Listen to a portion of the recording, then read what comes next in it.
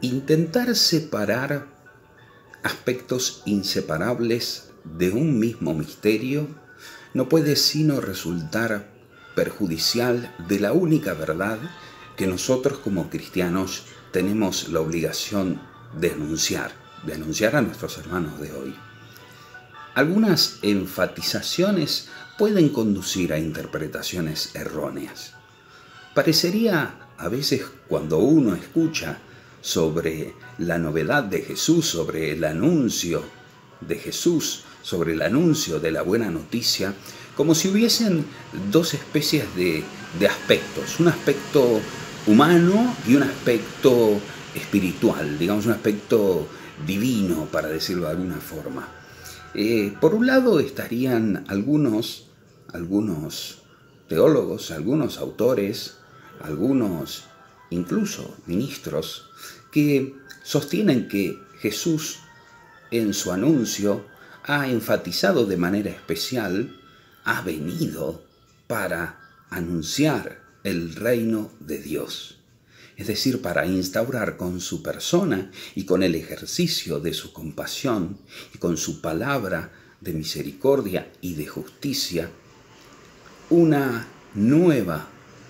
sanidad en las relaciones sociales, haciendo de la misericordia, del compartir, sobre todo con los más pobres, el principio evangélico fundamental de toda la buena noticia. Y allí se quedan, como si Jesús hubiese sido una especie de profeta que ha venido a librar al hombre de las miserias del mundo presente. Sin embargo, si nos quedamos con este aspecto humano, podríamos decir material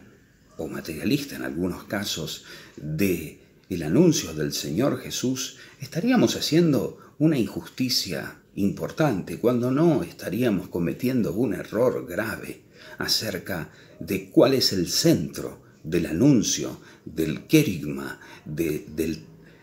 pregón que debemos seguir anunciando en nombre del Señor Jesús, y que constituyó la esencia, el núcleo primigenio de la predicación apostólica. No solamente nosotros tenemos que anunciar el reino de Dios, que es aquella nueva forma de relacionarnos los hombres con los hombres por medio del amor, sobre todo, y por supuesto de la misericordia, sino además debemos nosotros anunciar a aquel que vino a anunciar el reinado de Dios. No solamente su persona, no solamente las enseñanzas de Jesús, sino su muerte y resurrección, es decir, su muerte y su presencia entre nosotros hoy,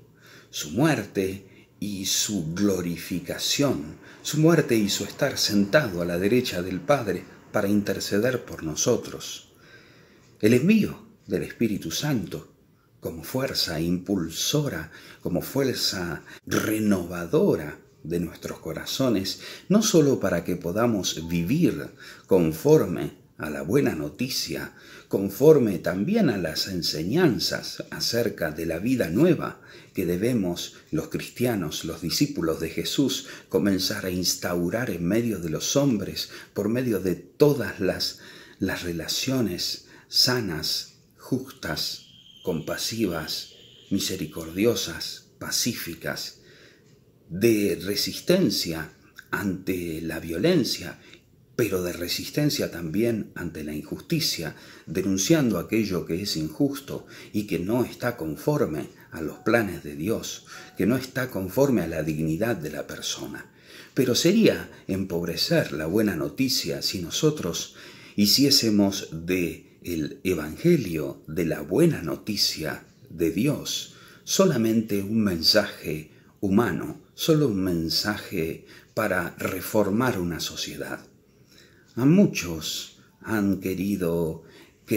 proponer distintas estrategias para hacer un mundo más humano, para decirlo de alguna manera. Pero esta no ha sido la intención de Jesucristo. No ha querido Dios crear un mundo más justo, puesto que, en efecto, sabemos que así como a los pobres los tendremos siempre entre nosotros y nosotros tendremos que hacer lo nuestro para que cada vez hayan y existan menos, también sabemos nosotros que la injusticia, que el mal y todas aquellas cosas que se le siguen de la realidad de un mundo imperfecto, de un mundo en vías, en desarrollo, en camino, de un mundo también de alguna manera estropeado por las manos del hombre, por la libertad mal usada del hombre, también nosotros debemos ser conscientes de que Dios ha querido trascender este planteo. No se puede separar el anuncio del reinado de Dios del anuncio de la resurrección de nuestro Señor Jesucristo, del anuncio del Espíritu Santo como fuerza transformadora, no solamente de las estructuras sociales, sino, sobre todo, primero, del corazón del hombre. Porque del corazón del hombre es desde donde brota la injusticia, desde donde brota el pecado. Y el corazón tiene que convertirse no solamente para modificar el mundo de los hombres, sino sobre todo y primordialmente para entrar en una comunión con Jesucristo resucitado, tal por medio del Espíritu, que la persona, que el individuo pueda ser salvado, pueda encontrar salvación,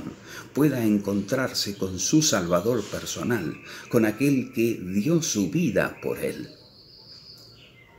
No solamente reino de Dios, no solamente reino de los cielos,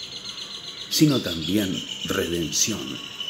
Eso ha sido Cristo para nosotros y eso debe seguir siendo Cristo para nosotros. Nuestro Redentor, nuestro Salvador, aquel que vino a dar su vida por nosotros, y no solamente para que podamos construir un mundo más humanos, sino para que también nosotros podamos vivir una vida más plena, una vida perdonada, una vida en paz, no solamente con Dios, sino también con nuestros hermanos.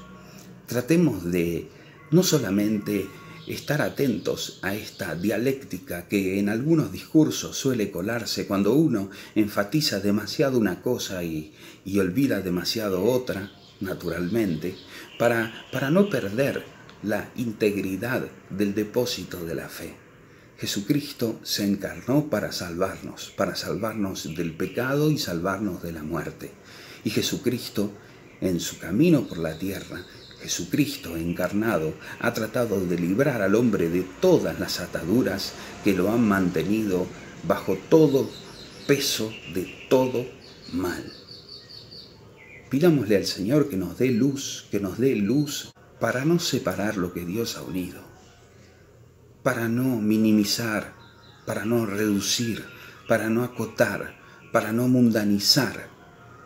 el Evangelio de Cristo. Jesucristo vino para salvarnos. Jesucristo no solamente vino para que realicemos obras de misericordia. Jesucristo vino para transformar nuestro corazón, para invitarnos, llamarnos a la conversión, para por medio del Espíritu Santo regenerar toda nuestra existencia, volvernos decididamente a Dios, también nosotros, por supuesto, cooperando con nuestra libertad, adhiriéndonos a Él, con toda nuestra fe, con toda nuestra fidelidad y nuestro amor al mensaje de la salvación, a esa gracia de Dios, a todo eso que por gracia se nos ha sido dado, y que podamos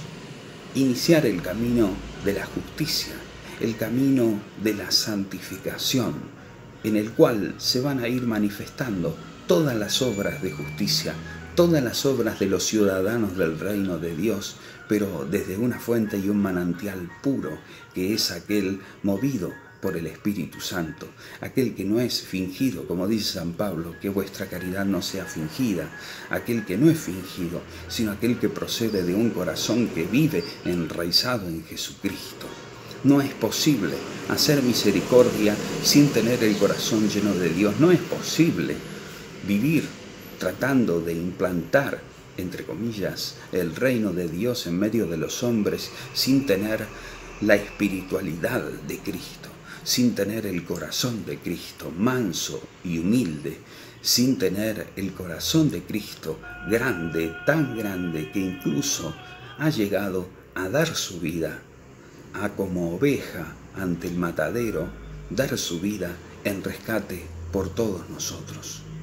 Que el Señor nos conceda no reducir, no acotar, no privar a la gente de la gloria del anuncio del Evangelio, que no solamente incluye todas aquellas enseñanzas sobre el reino, sino y primordialmente el mensaje de que Jesucristo, aquel que estuvo muerto,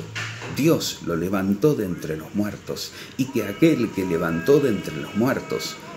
hoy tiene poder y hoy nos invita a levantar nuestra vida de la postración para que podamos nosotros vivir no solamente reconciliados con Dios y con nuestros hermanos, sino para que podamos estar en paz y podamos vivir en la plenitud de Dios, en la paz que solo Dios puede dar y que está muy deseoso de compartir con nosotros para meternos, hacernos participar de su vida, de la vida divina, de la vida de la gracia, de la vida del amor, de la vida del Espíritu Santo.